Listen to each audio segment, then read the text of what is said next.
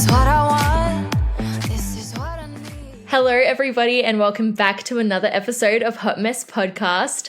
I am your host, Matilda Johnson, and today we are getting messy with my best friend, Lexi Nolan. Woohoo! I'm so excited. We've been wanting to do an episode for a while.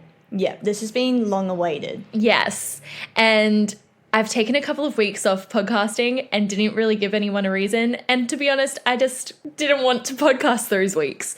So we've made this week extra special by having Lexi on. Thanks for having me. I'm excited. Yeah. But also we're really winging this. We didn't plan it. Lexi just came over so that we could watch the Formula One together.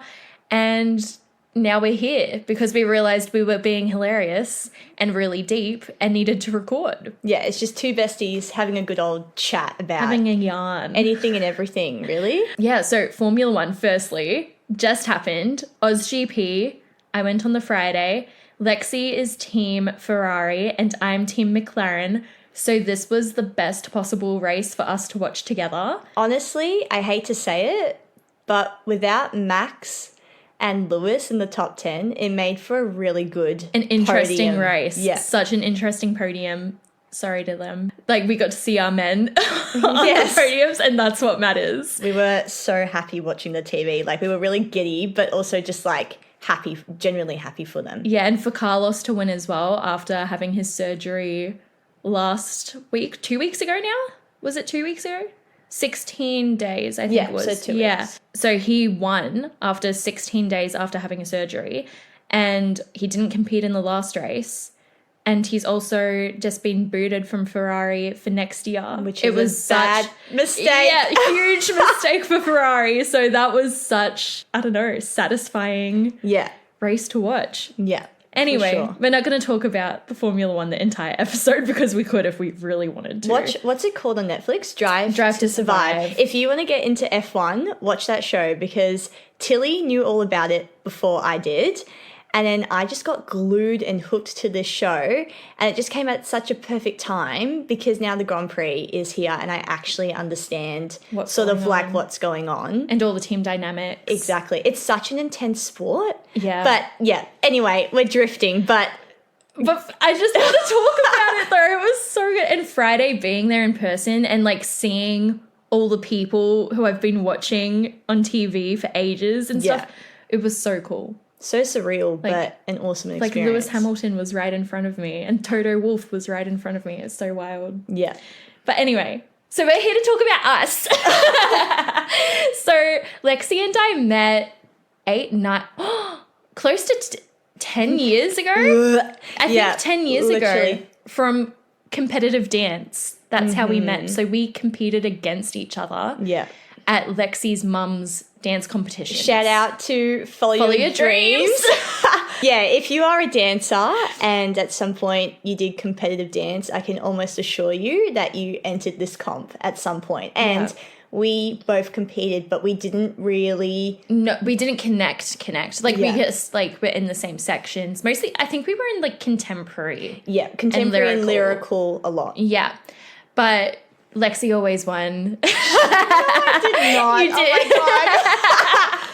But then I think it was we auditioned for the same full-time course, and at the audition we kind of looked at each other and we were like, "Hey, we've competed against each other. That Let's moment- hang out." Literally, that moment of when you know someone but you don't really know them. But you're also like in a situation where you're like kind of scared. Yeah, so you just want as many allies Yeah, as possible. We're like, let's become friends now. And now, look at us. Yeah, 10 years later. 10 years later. Oh, well, that would have been like Well, 7 years later. yeah, I would say the friendship really, like, actually started 7 years ago. Yeah. For sure. Yeah. And then we've kind of been inseparable ever since. I feel like full-time, I'd say the friendships I made in high school are obviously strong and like those who I'm still friends with today. But I think full-time dance made us such strong individuals and made us like have such an intense mindset, and we went through so many adversities together and like mental struggles, and because we saw all sides of each other, that's what made us such close friends. Yeah, like unless you were in that situation, can you really comprehend or understand like where someone is coming from? Yeah. Because it's all day, every day. It's your life. 8 till whatever time Whatever we finish. time, Yeah. exactly. Yeah, so it's like I feel like nobody else really understands that unless they lived it. Yeah, and high school friendships are important, but I just found from the ages of like 18 to 21, they were definitely more influential because when I was in high school, yes, I did study and yes, I tried hard and yes, I did subjects that I like and ultimately got a pretty, like decent ATAR. I always knew dancing is what I wanted to do. So when I finally stepped into that element and was surrounded by people who were so like-minded, to me, those friendships were more valuable and have proven to be more valuable because, like, you're my best friend. But I spent more time... How cute! But do you know what I mean? You spend so much time with people at high school, but only until you're, like, shifting into an adult, I think the friendships that you make then really say a lot about you. Yeah, they were such like pivotal moments in our lives, like going from teenager to adult. And straight away. I remember I auditioned for full-time dance in the middle of year 12 and about 2 weeks later I was very fortunate and found out that I had gotten into the course. Yeah, I felt on top of the world because I didn't even have to stress really about what I was going to do once I left. And the path was sort of already chosen, like laid out from then on. I still applied for different university courses. I remember I even went in and like did one-on-one interviews. Like I had to go in and like really prove myself to get into these courses. But yeah, again, dancing is just what... You just knew. I just knew. Mine was weird because I think I found out the same week you did. Did we message? I can't remember. But... Maybe? I don't know. But I found out, I think within like the first or second week, it was a Friday. I remember that much. And I literally did not study after that. Like I should have. I know if I like applied myself, I probably could have achieved a lot in my studies. And if I wasn't dancing, I wanted to do international relations. Yeah. Which I know I would have really loved. But I think once I found out I was in full-time, I was like, nothing else matters. Yeah. Yeah. But also dancing, for most people who choose to do it later on in life, I find at the time think that that is their everything. And it's really interesting when you actually get into it, the people who start to realize, oh, maybe this isn't what I want. Yeah. I think it took COVID for me to realize that that wasn't what I wanted anymore, because I realized that my mindset had switched into something that like I couldn't sustain. Yeah. And so for me, it was like, as much as I love this, I don't think it's something I can keep up forever. And I'm lucky enough that I'm still working in performing arts, but I'm just on like the outside of it a little bit more, where I don't have the mental pressure to be or act a certain way that I just cannot uphold for my own well-being anymore. Yes. I think it takes a certain mindset, like aside from capabilities and stuff like that, I think you really have to have a certain like attitude towards it. Yeah. And I think I got to a point where I was like, I cannot keep this up. Whereas for me, it's Been different. Yeah. For a bit of context, like I've always known that I've wanted to dance.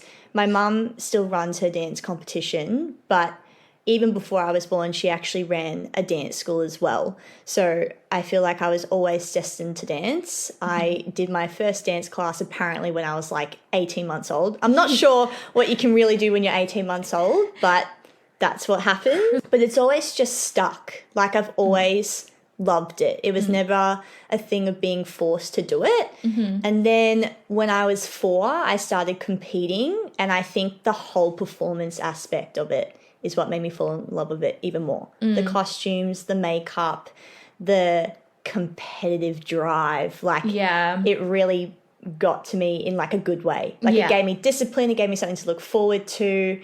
And then as I got older, I think I was like 12 at the time, I wanted to be pushed harder. So I went to a different dance school And I actually really hated it. I felt like a bit of an outsider. Like all the people that went there when the school first opened, they all sort of like already knew each other. And when you're 12, like you're such a vulnerable age. Like friends around you, like your little friends that you have at that age is so important. And I didn't really have that.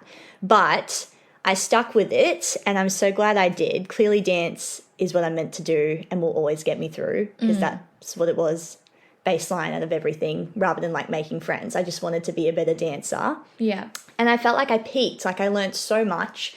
So then, I left my mum's dance school and I danced there until I was 16 and I had competed throughout like this whole journey of mine. And then when I was 17, I danced like on and off.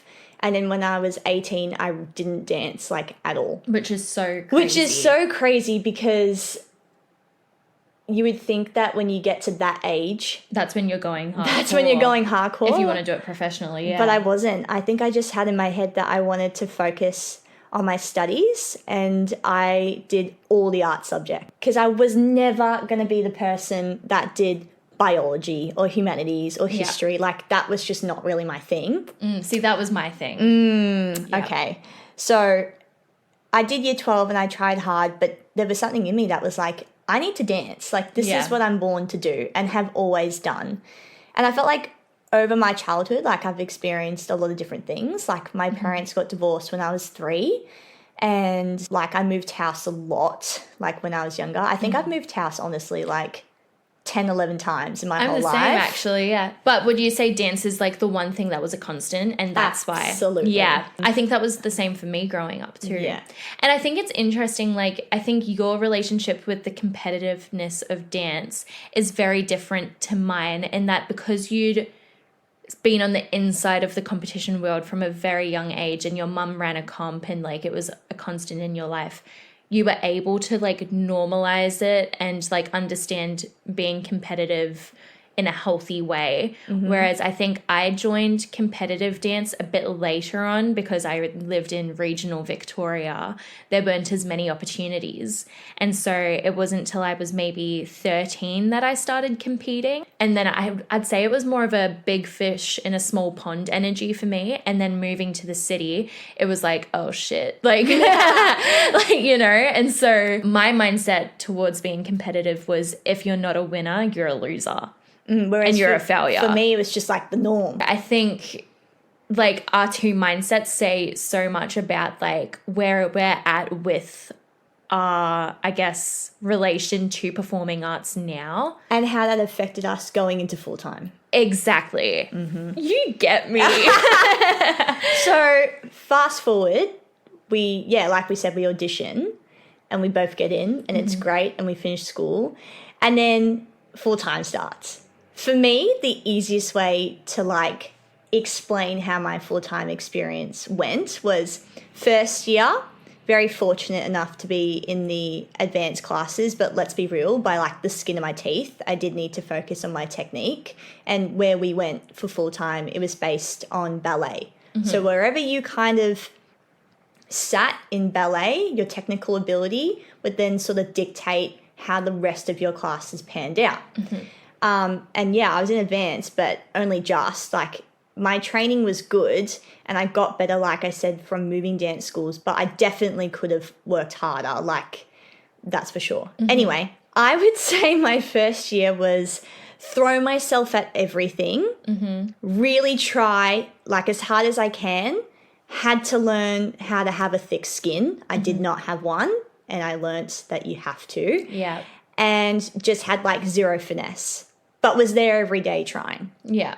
And our intake was so interesting. We were the first intake Of all girls. 25 to 30 girls. Yeah.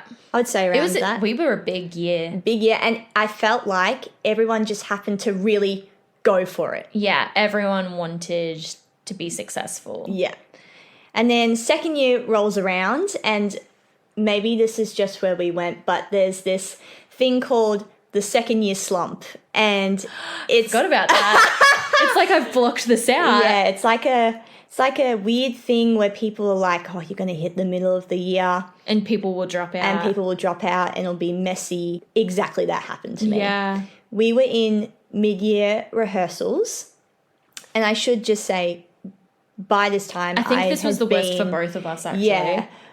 Like, I'd been part of an agency as well. So I had it pretty good up to this point. I thought, like, I was also training and going to auditions.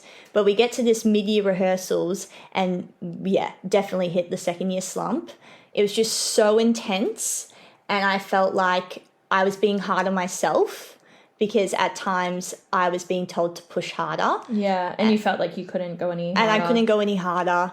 I feel like during that time, like, I'm not even exaggerating, there was a week there where I don't think we saw sunlight for a week. Because we were in there from, like, dusk till dawn, pretty much. We not only were, like, sort of building a show, but we were cleaning them, we were editing them, we were, like, seeing what costumes looked good, and it was just so much. And then the mid-year show happens, and I was like, I'm going to stick with this. Yeah. I feel like I've gotten over the mid-year slump.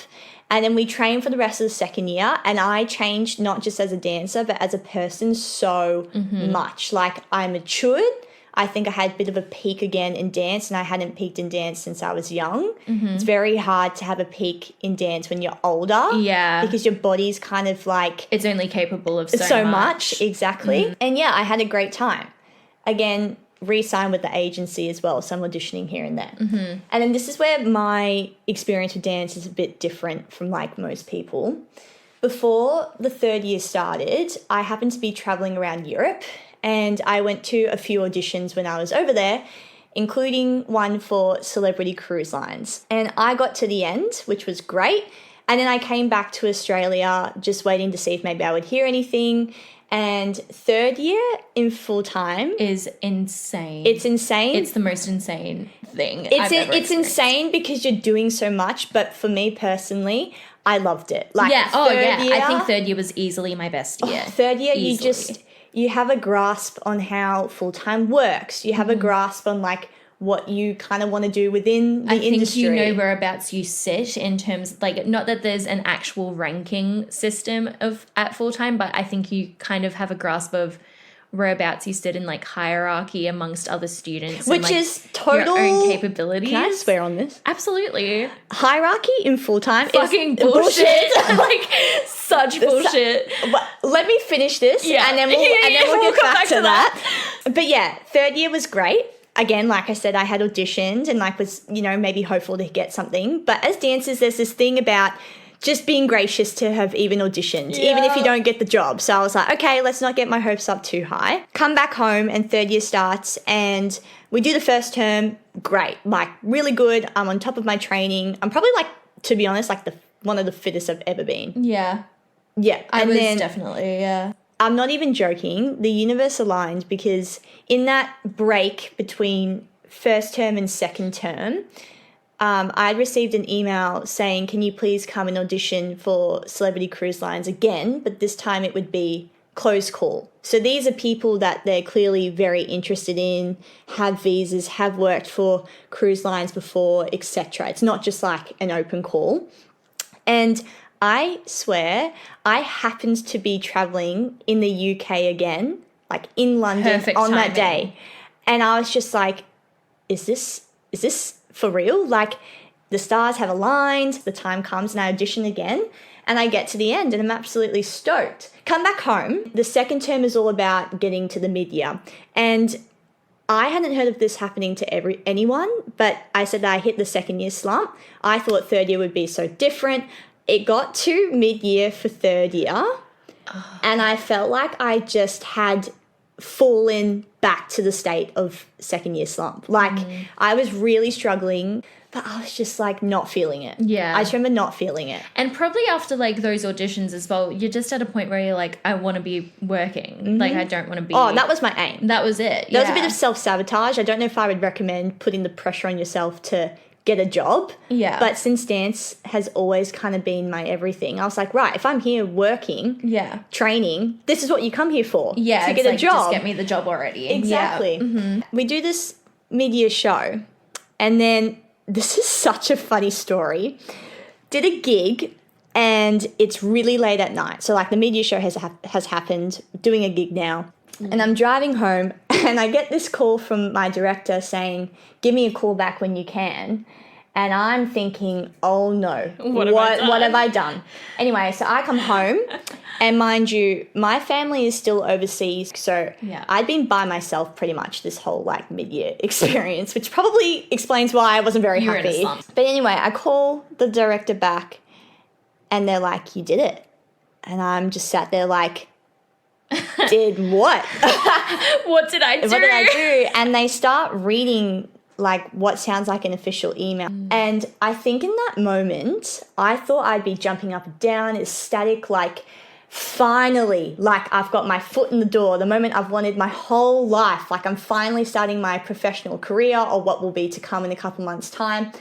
And I was like a deer in headlights, hung up the call, and I looked to my cat, who's called Mr. Sparkle. My cat is called Mr. Sparkle. I looked at my cat and I said, Mr. Sparkle, I did it. And seriously, for the rest of that third year, I'm sorry to anyone who might have thought I was acting suspicious because I had this massive secret. But the funniest thing... Oh, here we go. No, the funniest thing, and which leads us into today's topic, is... because Lexi was acting like she had this massive secret. You don't have a poker face. I'm here to tell you now. Everyone thought during this time that Lexi and I had some sort of like massive falling out. Yes. Which I think is the perfect segue into today's conversation. Yes. So basically, we did not have a falling out. We've never had a falling out. We literally have never had a falling out. In 7 years of being besties, we've never had issues. And if we have had issues, we just talk it out. There's never been some sort of awkward, like... No. No. It's always just been upfront, which is, like, so rare and so good. But I essentially just had this secret because I'm a big believer in not really saying anything until it's all confirmed. Yeah. And if you don't know, with certain contracts, there's a lot of paperwork you have to do, and like flights have to get confirmed, physical tests and stuff to prove that you're fit enough to work and whatnot. And progressively over months, I think there was a whole month where I didn't tell anyone. Didn't tell mom, dad, stepmom, stepdad, siblings, best friends. Yeah. Like Nobody knew. Apart from my cat. And then progressively over time, people were like finding out because they're like, I'm going to be leaving soon, And I went so hard at dancing. I remember I used to stay back and I used to do another hour and a half of ballet. Yeah. And it was so worth it. I feel like you and I were both really in our zones at the time. Like, we were definitely two different skill sets when it came to dancing, and I'm really glad that I had, like, the singing background as well, so I could focus on... Tilly's really good at singing. That's the secret. I don't think I've ever really discussed singing on the podcast, ever. Like, but that's not me being funny. Like, Tilly can sing. Thanks. But, like, I'm glad that I had the musical theatre side of things because I was not the best dancer out of our group. You were definitely a strong dancer, though. Thank you, but I wasn't, like, the best. And, again, coming back to, like, our mindsets, if I wasn't the best, I was the worst. Yeah. So it's just one of those things, you know? But I was focusing hardcore on the musical theatre side of things. You were focusing on ballet technique, going hardcore on that, whilst keeping the secret. And so because we were so focused on doing our own thing and trying to get ahead in our own ways, suddenly it was Lexi and Tilly aren't talking, they've got issues, they're fighting, or they're each other's biggest competitors now. They don't give a fuck about each other as friends, and all of these ongoing things. And it started to get back to us, and we were like, wait, do we... Like, I think we even questioned it at one point. We were like, do we have issues? Like, we were like... Are we good? We're good, right? We're good, right? Nothing's going on. No. And we were like, no, nothing's happening. What's going on? And so we eventually realized we'd just been really focusing on ourselves, which is, there's nothing wrong with that. But it's the tale as old as time of deciding to pit women against each other when they're just trying to find their own success and foot in whatever their industry is. Yeah, and funnily enough, all of that weird, like, speculation had came to an end because it literally got to its final moments where I had to tell the year level that I actually was now not going to be here for the end of your show. Yeah. And, like, it wasn't me trying to hide anything or be like I'm better than anyone else. I just personally wasn't comfortable telling anyone until it was all confirmed. But it also meant I had to reblock. I was like, it's getting it's getting to that point. Yeah. Yeah, and then everyone was like, oh my gosh, you and Tilly are besties. Like, it's going to be so sad when you're like miles and miles and miles apart. And I was like, hang on a minute.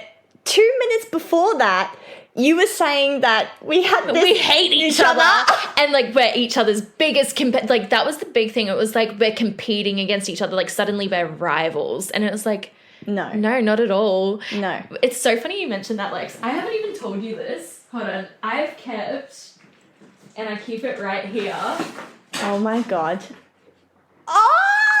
I kept it. It's a bit torn and a bit crinkled and coffee stained. Oh my gosh. So, because I am a sentimental... You're so sentimental. ...person, when it was time for me to go and it was going to be my last time in the studio, mind you... This is so weird. I've never told you I've held on to this for so long. I feel a bit icky. So, basically, I was like so close to...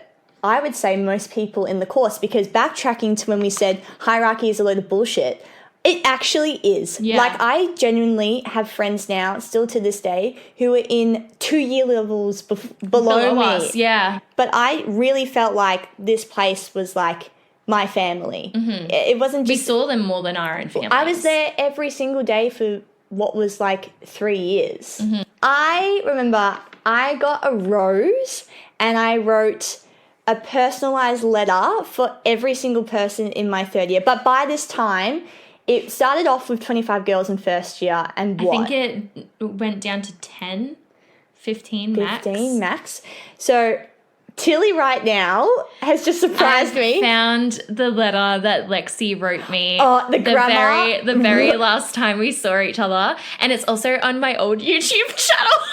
Of you giving this to me. Have you told them about the YouTube channel? I have a YouTube channel. Guys, you're learning so much about Tilly. Way back. Yeah, Lexi on her last day gave us like each from the year level. And everyone started crying and I was like, whoa, this became so dramatic. But it was so funny when like you were like, for Tilly, literally everyone in the video is like, oh, it's so funny. Do you want to read it out? Yeah, I'll read it because I'm going to make myself laugh. Oh no, what if I cry? Okay. Dear Tilly, congratulations on getting to the end of your third year at Spectrum. I just wanted to thank you for being the most beautiful friend over the past couple of years. I can't thank you enough for everything you've done for me. Since day one, you have always been my girl, and I'm so glad that we could continue that until now. Grammar. Oh. Seriously, whenever I needed someone, you've been there, and honestly don't know what I would have done without you. Thank you for always being encouraging and having such a positive outlook. I love we can bond over everything without any drama, which is still true. And no, I love everything about you, which is true. You embody everything a good person should be and more. You are a blessing in my life and love you so much. No, I forever will treasure the uncountable memories and laughs shared and will never forget it. You are too good for your own good. And I'm so grateful that I have someone like you by my side through it all. It should say, it says it been, an absolute honour to have danced beside someone like you and see you from into not only a beautiful person, but dancer. Sorry, I'm pausing and starting. Stop. Tilly improved so much, over the years. I think, yeah, definitely. You can ask anyone. She doesn't give herself enough credit, but it's true. That's she's fine. like, my dancing skill levels or whatever is not the same as Lexi. I was like, I was not that good either. Like, I don't give myself... Improve. I love how we motivate each other, and seeing you smash out everything you do is a privilege. That's probably the most key line in this whole thing, because that is so relevant now. Oh, I think you really are a professional and not only love what you do, but really know/involve yourself into the industry we're in. Tilly's very good at knowing like all this information about shows, actors, actresses, like she knows her stuff.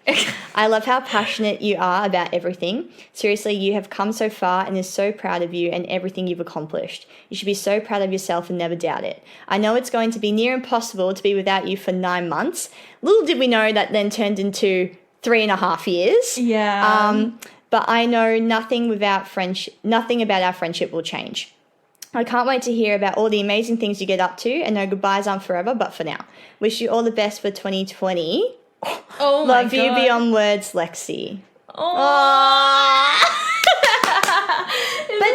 And I've held on to it, and that's like that piece of paper is now coffee stained and ripped and stuff, but it's still here. I guess sort of going back to what should be the main topic of this, of like pitting women against each other. We faced it time and time again in our friendship, and we've never given into it. Yeah. It's like even happened now out of full-time, because we finished full-time in 2019. So obviously it's been a few years since then. I then continued to work on cruise ships, but I'm now back in Melbourne living my life. Mm-hmm. And it is so intriguing having been overseas for so long and removed from everything. Yeah. And just seeing like who your real friends are, who aren't, gaining life experience, coming back and sort of having almost like this imposter syndrome, because things around you don't change and people don't change, but everything else kind of does. And one thing about Tilly is that like she's always been so supportive. Like I even said it in that letter. Oh, thanks. But the weird thing about it was when I came back and people saw us in public like together, I couldn't help but gain this sense of like they don't understand our friendship still. And our dynamics. Yeah.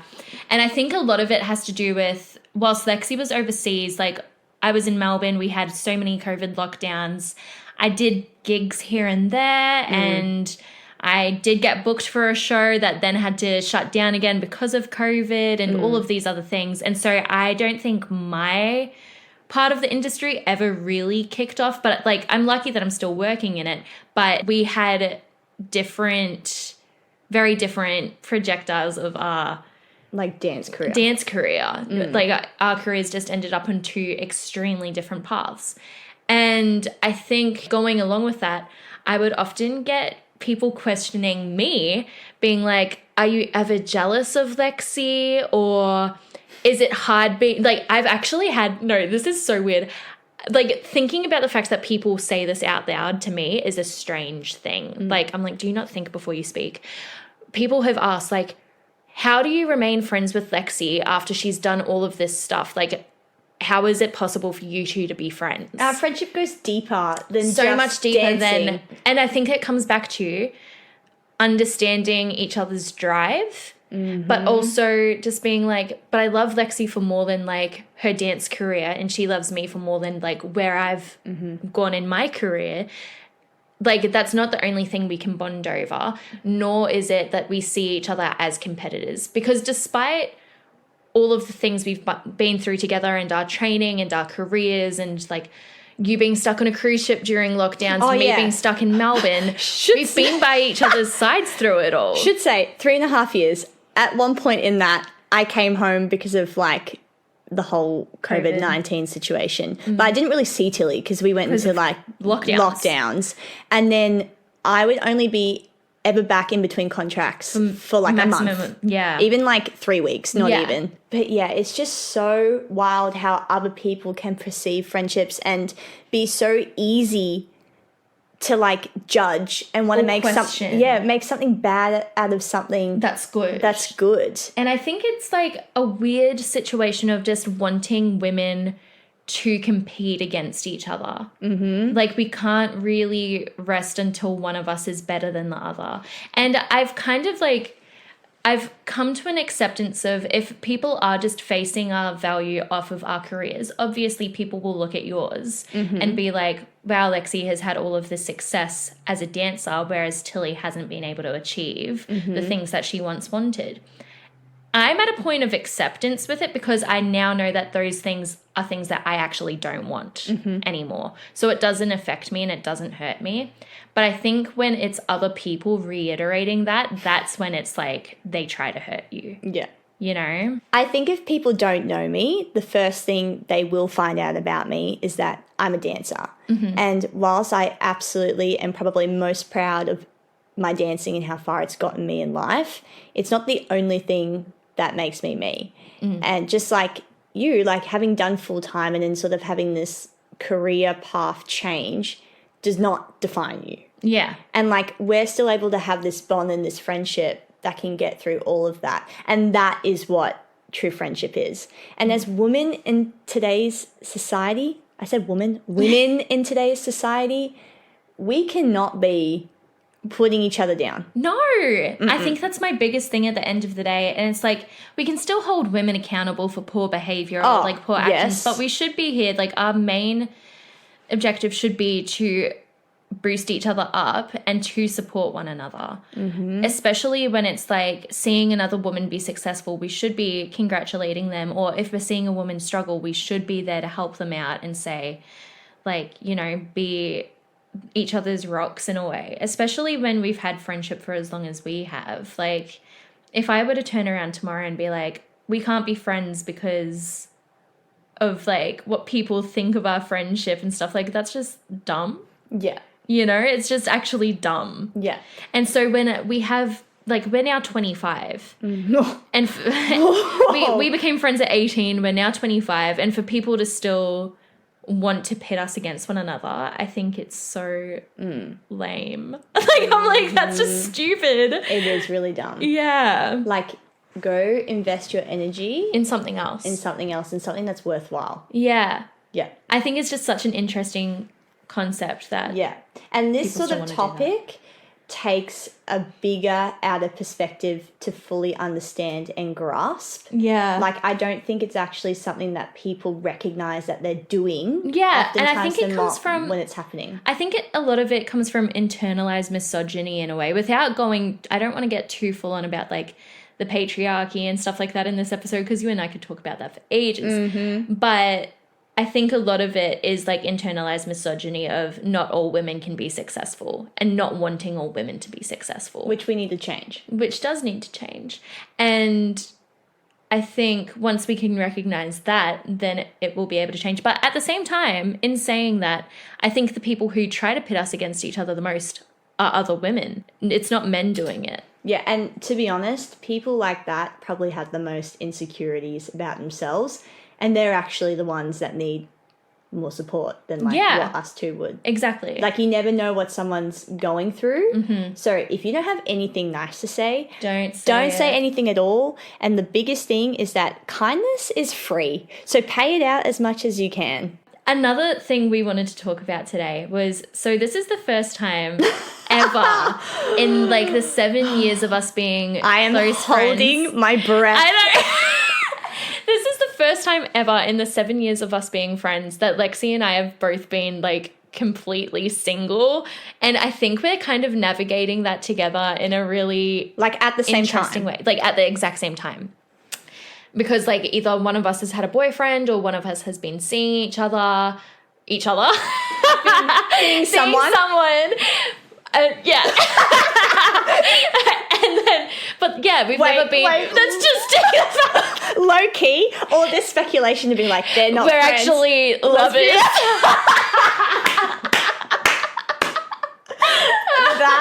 That's making Surprise! that is so making the episode. That's so funny. It all comes back to like the fact we've never been completely single at the same time, and now we are. And I think it's really interesting us navigating that. And I think we both went through pretty hectic breakups last year, which we don't have to get into, but we were super like, I mean, neither of us were in the same country or state as each other again when those things happened. But you were the first person I went to, and I was the first person you went to. When it all happened, like, I obviously called my parents, and then the next person was you. Can I tell you a funny story? Yeah, sure. So when you called me, it was like maybe 11 o'clock at night, I want to say. And when I say call, I meant like... I could tell something was wrong immediately, because firstly, it was 11 o'clock at night, and I was like, oh no. This was not the call that was like... Something's going Something's going on. It's like, let me tell you the facts. It's going to be a very abrupt, like, phone call. Yeah. But I just need to tell you because you're my best friend. Yeah. And then I'll see you when I see you. And so Lexi's on the phone to me, and I start raging. I was just like, what the fuck is... Yeah, no, like, without getting too into it. And when I get angry, I get hangry. And I was like, I need a snack. and so you're on the phone to me explaining what happened. And so I'm like, I'm going to just like cut up some capsicum to have with some hummus while you tell me everything. And I'm cutting away, raging, and I slice my hand open. I did not know this, by the way. And I didn't want to tell you because I was like, Lexi's going through it. So I'm bandaging like my hand, like blood, and I'm just like blood like coming down my arm. Trigger warning. And I'm just like, oh my God, Lex, no. Like trying to be so sorry. Yeah. And like the entire phone call, I'm just like, I cannot believe this, like full bandaging my hand. I'm so glad you didn't tell me, because here's a fun fact about me. I cannot do blood, hospitals, doctors, Anything, yeah. like quite literally nothing. Nah. And so I was just like, no way, like, and just being like, that's like, what a dick, like bandaging my hand. Thanks for being there for me through that time.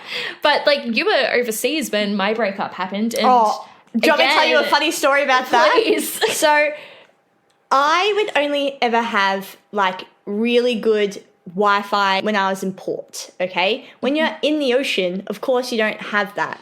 So every time I would get into port, I would check my messages. There was just this one day where I'm in the gym and I'm walking on the treadmill and I open up my messages and I shit you not, there was probably like 20 hefty voice notes of what was going on.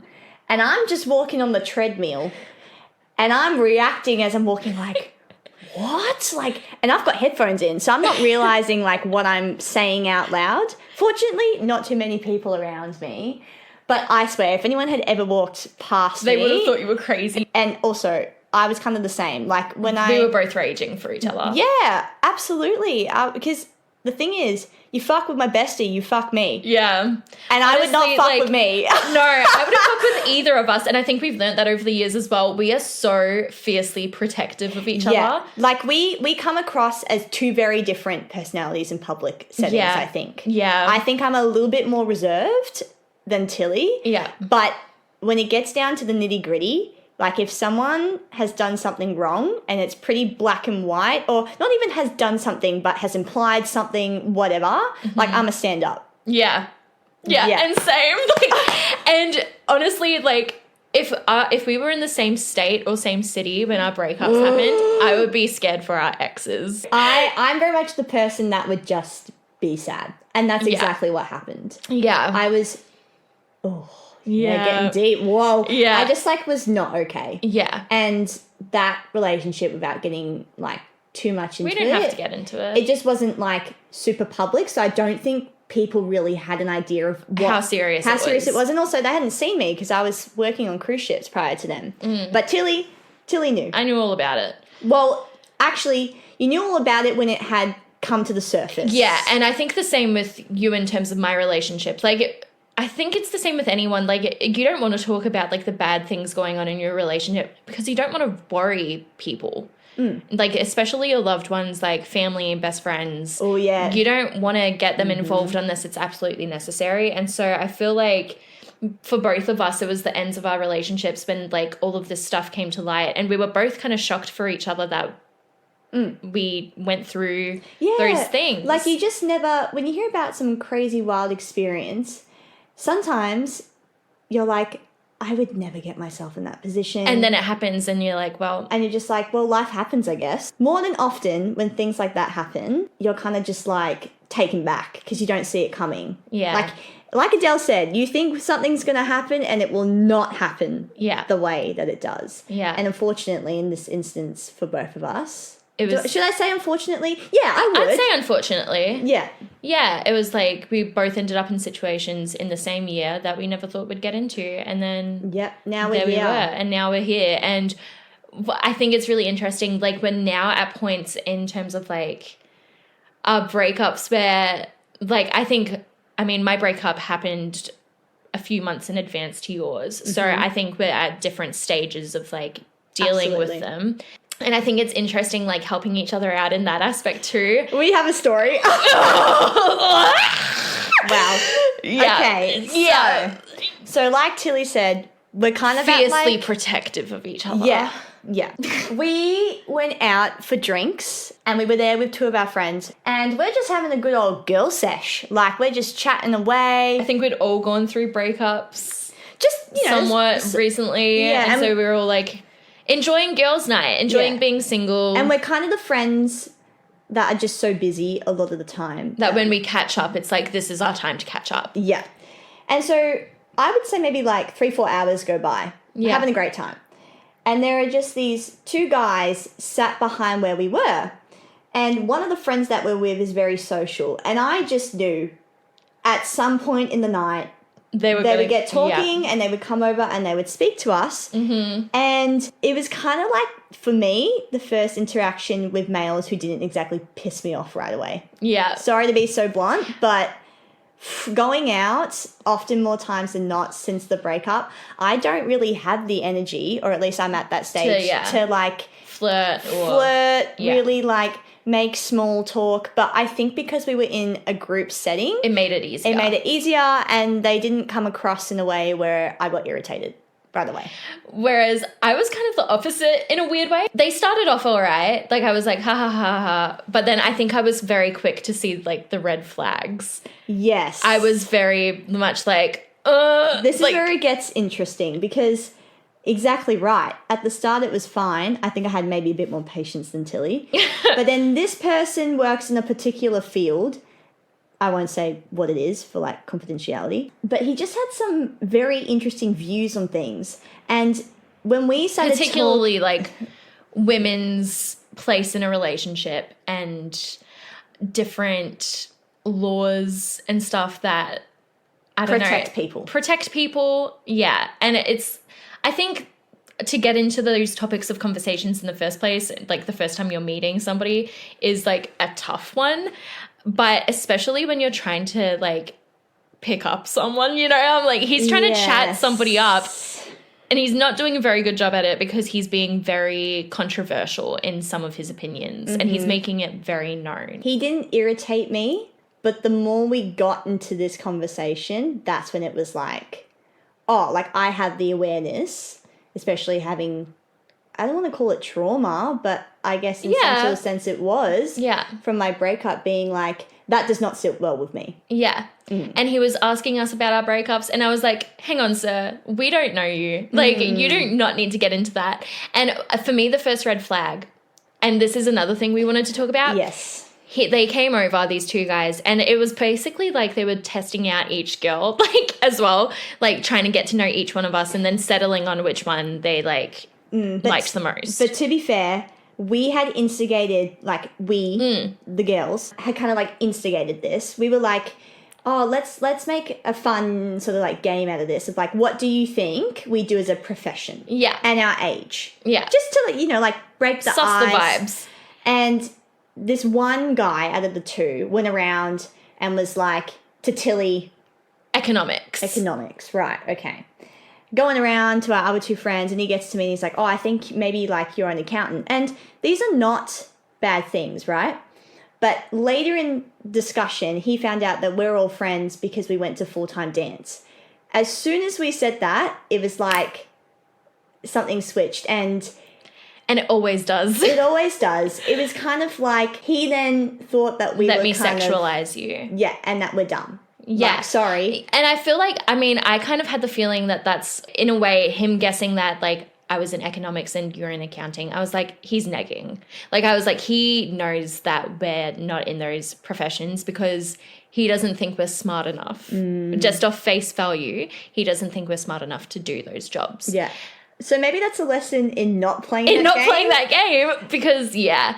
And I think later on, it became more known to us, like, their opinions of women. And I got very, I don't know how to put it. Tilly was more vocal, I would say.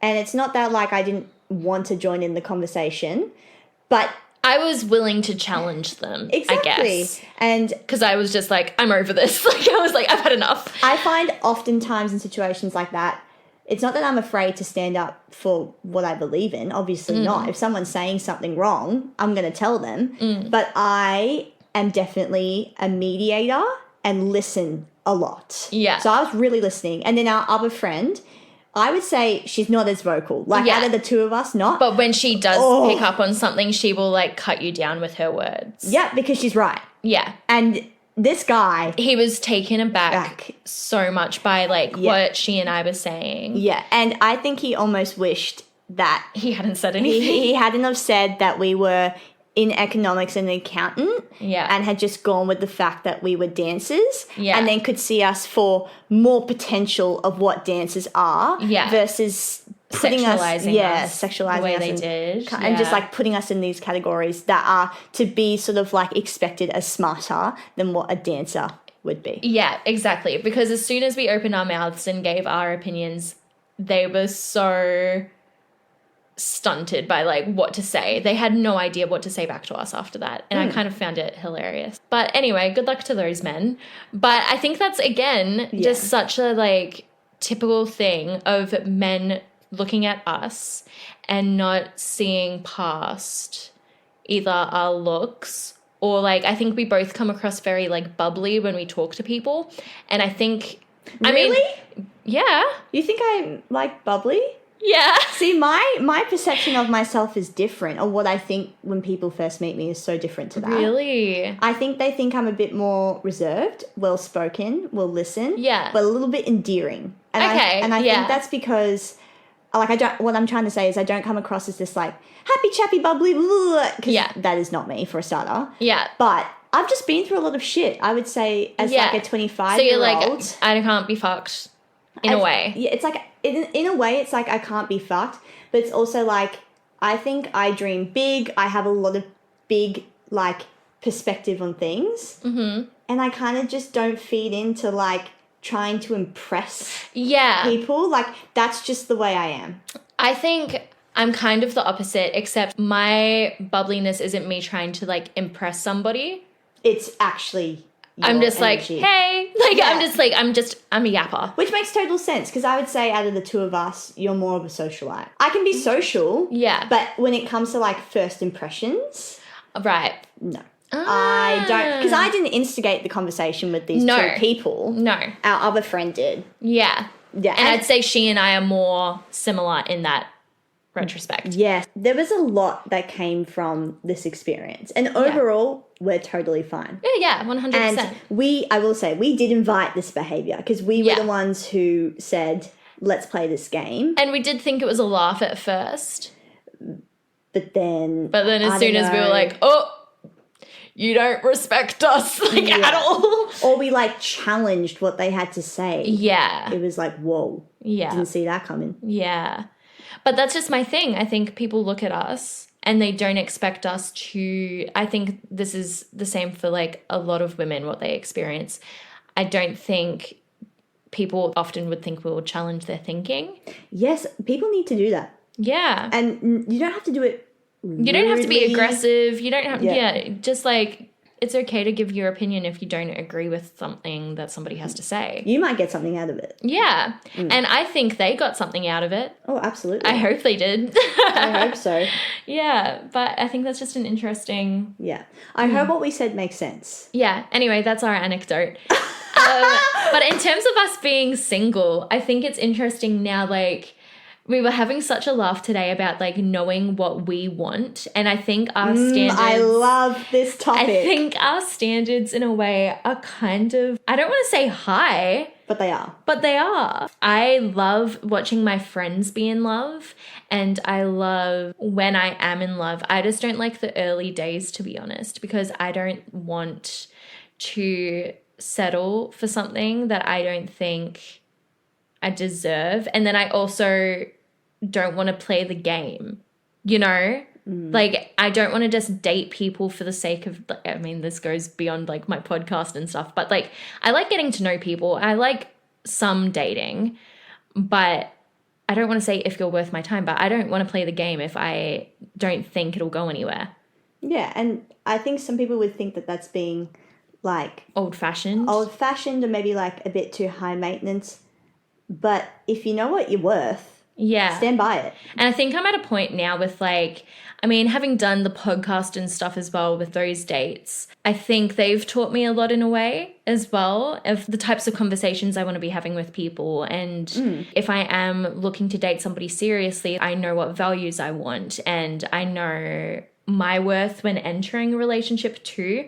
And I think I can tell pretty early on if somebody doesn't see me for all of those things. And if they don't, then I'm not going to waste my time on them. Yeah, I've definitely learnt that being in a relationship with someone does then not complete you. But No. but they add to you. Yes. There's this really weird thing, I think, of like wanting to be in a relationship because then you get the status of like, I'm in a relationship and I get to do all these fun things and like my life is so good now. Well, your life was pretty good Before you had the it relationship. as well. It's just they bring out certain things in you that maybe you didn't know you had. Yeah. And it's kind of like another thing of maybe you don't need someone, let's just say next time, if there is a next time, if that's what you want, who like breaks down all your walls. I don't really need someone to break down my walls. I need someone to respect them, stand by them, and build on them. Yeah. Just respect the boundaries I have and not wish to like tear them down. Just understand like I have certain needs. And it's not even a big ask. It's just like these are what I believe I need out of a person. And if you can't respect that and if you can't be that, I'm not going to force you to become that person either. Just as you shouldn't expect that of me. And I think these dating apps, this is just my own personal opinion, I'm so not about it. I can't do it. I think it's turned into a game. Yeah. And you have to be a bit naive to think that it's not.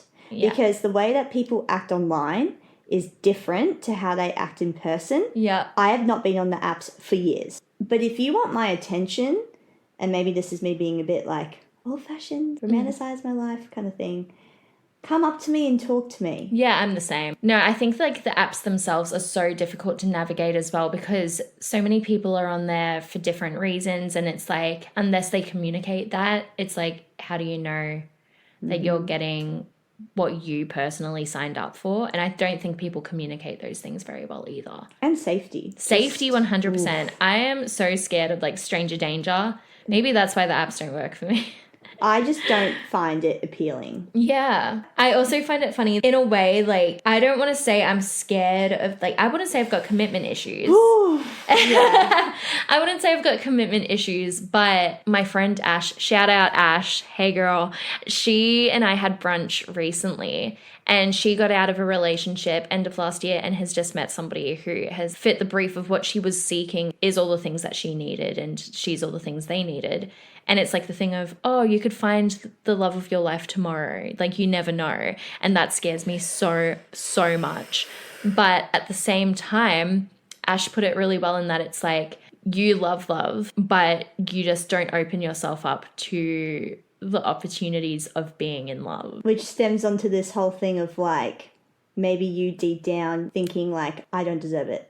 Oh, you want to get real deep? Like self-sabotaging. Yeah, because you think that's what's best for you. Yeah. But maybe it's the opposite of what you need to do. Like, I think it's totally normal to miss the feeling of being in love. I think what it is for me is that I miss the projection that I put on them of what it could have been. Oh. Like if things had worked out. But you cannot think like that. That is such wishful thinking. Because it'll just also, like, you'll never grow if you just hold on to those thoughts and feelings.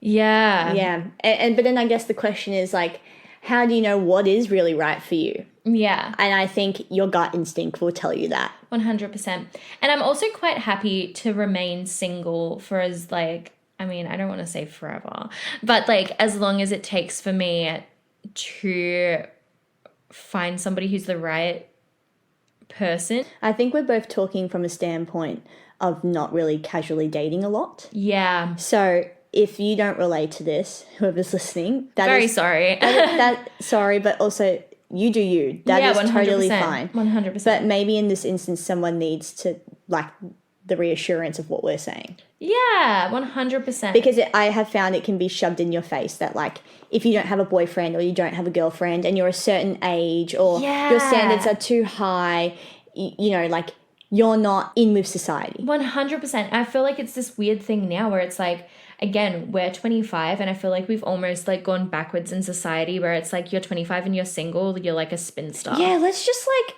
slow down. Why is that an issue these days? 25 is so young. You have so much ahead of you. Yeah. And I think for us too, we have always known that our, like, full potential was going to come in, like, maybe our mid to later 20s, or at least that's what I think. I think so. Because for me, I don't think I was ever going to be able to do like certain things I want to do within my dance career unless I had the training.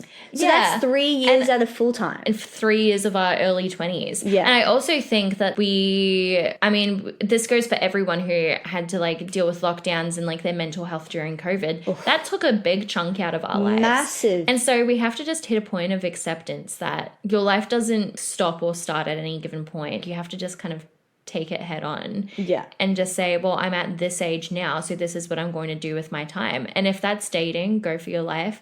And if it's not dating and just like focusing on yourself, that's fine too. Yeah, you just have to know in yourself that what you're doing, wanting to do. Yeah, what you're wanting to do and what you're doing feels right. Yeah, and staying true to yourself in the process. We were talking before about like how you can lose yourself or like in a relationship or, you know, morph yourself to be something that somebody else needs and stuff like that, which happens with every relationship and every friendship. Yeah, but not even just dating. Like, could be work life. Exactly. You know, like to fit in or... Yeah. But like as long as you stay true to yourself and like your cause and values and stuff, then you're going to be okay. Mm-hmm. And I think that's something we've realized, like in terms of our friendship remaining as healthy as it has over the years, is that we've just been ourselves with each other from the get-go. Yeah, we have a very rare, I would say, sort of friendship where nothing is off limits and I can come to you at any time and it's just real. Yeah. Look at us. Nice. Very lucky to have you. Very lucky to have you too, for sure. And I think it's going to be fun being single at the same time still. I think once we're both at a point where we can be open about certain things and like going on dates and meeting people and stuff, like I'm interested to see where that takes us. For sure. I'm sure Lexi will come back for another episode down the track. Maybe the narrative will have changed. Maybe like we've started dating people or like and if it we're navigating that point. And if it hasn't, that's fine too. That's totally fine. Yeah. Yeah, this was such a fun experience. Thank you for having me. Thank you for coming on. It was really fun. Yeah. I had a good time. I'm glad. All right. I'm trying to think of a nice way to wrap this up. Thanks, guys, for listening. You can follow Lexi. Do you want to be followed anywhere? No. Just type in Lexi Nolan onto Instagram and I'm sure you'll find it. Check out her show reel. It's really good. Thanks. And you can follow me. I never give my own socials at Tilly Rose J on Instagram or at hotmess_podcast on Instagram and on TikTok. Thanks so much for listening, guys. Thank you. And thanks for coming on, Lex. Yeah, of course. Thanks for having me. Love ya. Love you too. Bye. Bye.